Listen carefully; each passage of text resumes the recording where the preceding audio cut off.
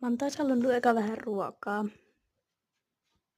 koska se kerjäs tossa. Wow.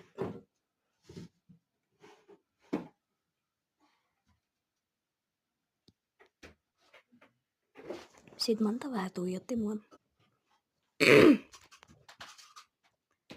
Sitten se meni haiselle vähän isi sortseja.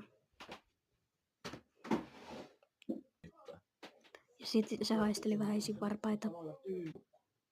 Ja sitten Manta vähän väsähti. Sitten Manta tuhos ponohauda. Se meni tutkimaan tuommoista puupömpeliä ja sen jälkeen haisteli maata.